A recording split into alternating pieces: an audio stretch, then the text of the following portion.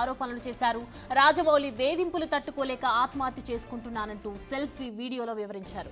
యమదొంగ సినిమాకు executive producer గా వ్యవహరించిన శ్రీనివాసరావుకు రాజమౌళితో దాదాపు 34 ఏళ్ల స్నేహం ఉంది. వ్యక్తిగత విషయంలో రాజమౌళి తనను టార్గెట్ చేసి torture పెడుతున్నాడని Srinivasarao ఆరోపించాడు.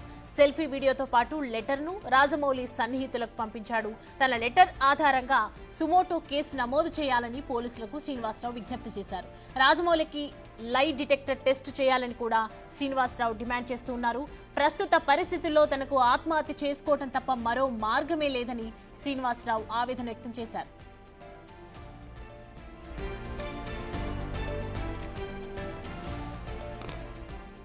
India's number 1 director SS Rajamouli and Rama Rajamouli వల్ల నేను చనిపోతున్నాను. అందుకు సంబంధించి నేను ఇస్తున్న మరణ వాంగ్మూలం. వీడేంటి పబ్లిసిటీ కోసం ఇలా చేస్తున్నాడు అని మీరు అనుకోవద్దు. పబ్లిసిటీ చేసుకునేవాడు ఎవడో చనిపోవాలని అనుకోడు. అందుకే మరణ వాంగ్మూలం ఇస్తున్నాను. నేను పనిచేసిన వాళ్ళలో ఎంఎం కీరవాణి, గుండం గంగరాజు గారు, చంద్రశేఖర్ ఇలేటి, అను రాఘవపూడి, మైత్రి మూవీస్ ఎంఓ చెర్రి, డ్రీమ్ ఫార్మర్ సుధీర్, ఇలా లిస్ట్ చెప్పుకుంటూ పోతే చాలా ఉంది. వీళ్ళందరికీ మా ఫ్రెండ్షిప్ గురించి తెలుసు. మేము ఎంత క్లోజ్ ఫ్రెండ్స్ ఏంటి అనేది అందరికీ తెలుసు. స్టోరీలోకి వస్తే మాది 1990 నుంచి ఫ్రెండ్స్. మాది 34 సంవత్సరాల ఫ్రెండ్షిప్.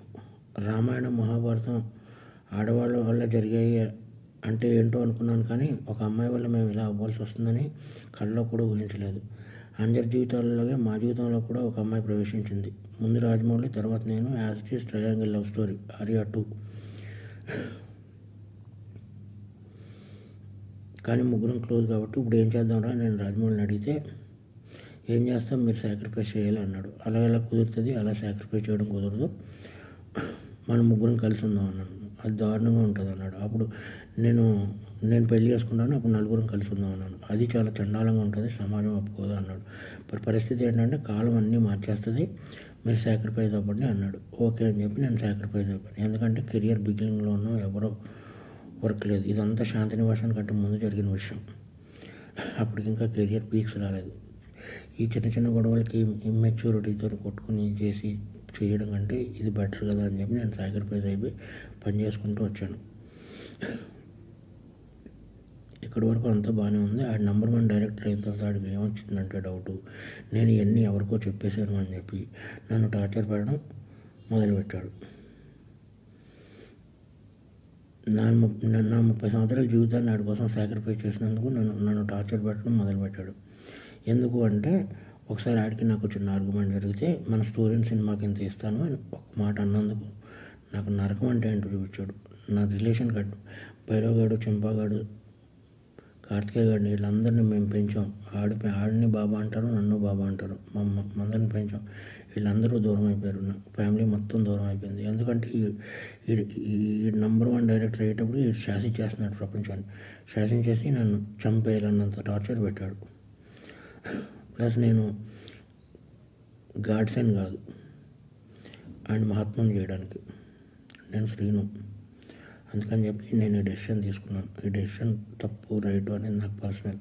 55 ఇయర్స్ ఎలాగ అయిపోయినాయి నాకు. 55 ఇయర్స్లో నో మ్యారేజ్, నో ఇది, ఓన్లీ సింగిల్, ఇలా బ్రతికారు.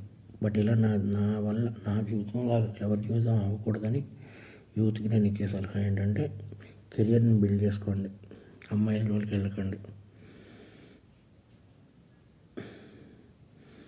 ఇది ఫ్రెండ్స్ నేను చెప్పదలుచుకున్నది. ఎందుకంటే ఏం లేదు, బాధ వస్తుంది. ఒక ఫ్రెండ్ వల్ల నా జీవితం ఇలా అయిందా. ఒక ఫ్రెండ్ కదా, ఫ్రెండ్ ఎప్పుడో అక్కడ అమరేశ్వర్ క్యాంప్ నుంచి మెడ్రాస్ వెళ్ళి, మెడ్రాస్ నుంచి వైజాగ్ వెళ్ళి, వైజాగ్ నుంచి హైదరాబాద్ వచ్చి ఎన్నో కలలు కానీ ఫైనల్గా నేను ఏ డిస్టర్బ్ చేయకపోయినా సరే వీడందరికీ చెప్పేసి ఉంటాడని ఒకే ఒక రీజన్తో నన్ను టార్చర్ పెట్టడం మొదలుపెట్టాడు. కాబట్టి మీ అందరితో షేర్ చేసుకుని, అట్లీస్ట్ ఆడికి చెప్పినా అర్థమవుతలేదు కాబట్టి మీ అందరితో షేర్ చేసుకోవాలని చెప్పి షేర్ చేసుకుంటున్నాను. ప్లస్ ఇంకొకటి, ముగ్గురు మధ్య జరిగిన దానికి సాక్ష్యాలు అది ఏముండవు. నేను చనిపోతున్నాను కదా, సుమోటో కింద తీసుకుని లై డిటెక్టర్ టెస్ట్ పెడితే తెలుస్తుంది ఏది నిజం ఏది అబద్ధం అనేది. ఎవరైనా లై డిటెక్టర్ టెస్ట్ పెడితే నిజాలు బయటపడతాయి. లై డిటెక్టర్ టెస్ట్ పెడితే కానీ తెలియవు ఏం జరిగిందనేది, మా ముగ్గురు మధ్య ఏం జరిగిందనేది. ఎనీవే ఏదన్నా సాడ్ ఫర్.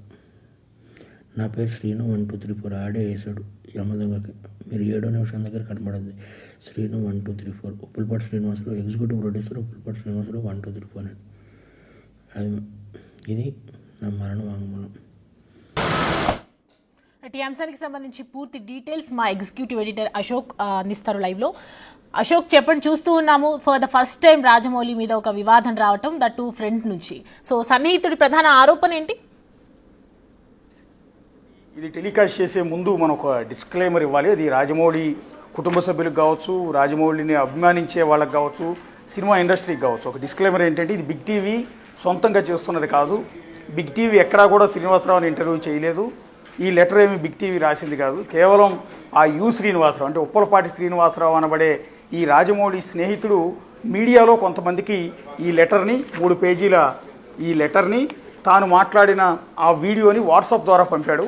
సో ఇలా పంపే క్రమంలో ఎవరైనా వ్యక్తులు పబ్లిసిటీ కోసం, రాజమౌళి స్టార్ డైరెక్టర్ కాబట్టి, ఒక నేషనల్ లెవెల్ డైరెక్టర్ కాబట్టి, సో ఇండస్ట్రీలోనే అతిపెద్ద డైరెక్టర్ కాబట్టి ఆయన్ని పేరు వాడుకుని ఎవరైనా పబ్లిసిటీ కోసం ఇలాంటి రచ్చ వీడియోలు ఏమైనా చేశారా అన్న ఉద్దేశంతో క్రాస్ చెక్ చేశాం. ఎందుకంటే ఆయన కొన్ని పేర్లు, ఫోన్ నెంబర్లు కూడా ఈ లెటర్లో రాశారు. కావాలి అంటే నాకు రాజమౌళికి మధ్య ఉన్న స్నేహం గురించి మీకు తెలియాలి అంటే ఈ వ్యక్తుల్ని సంప్రదించండి అంటూ కొన్ని పేర్లు రాశారు. అందులో ఒకళ్ళిద్దరిని మేము కాంటాక్ట్ అయ్యాం. అసలు నిజంగా శ్రీనివాసరావు అనే వ్యక్తికి రాజమౌళికి ఏమైనా సంబంధం ఉందా అని క్రాస్ చెక్ చేసినప్పుడు వాళ్ళు చెప్పింది ఏంటంటే, ఈయన రాజమౌళి కెరీర్ స్టార్టింగ్ కంటే ముందు నుంచి, కెరీర్ స్టార్టింగ్ అంటే ఆయన తీసిన శాంతి నివాసం సీరియల్ కంటే ముందు నుంచి కూడా శ్రీనివాసరావు అంటే ఉప్పలపాటి శ్రీనివాసరావు, రాజమౌళి ఇద్దరు కూడా చాలా మంచి స్నేహితులు.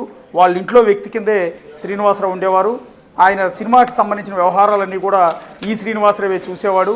అంతేకాకుండా వీళ్ళకి ఒక మ్యూజిక్ ఆడియో క్యాసెట్లకు సంబంధించిన బిజినెస్ కూడా ఉండేది, వేల్ మ్యూజిక్ అని.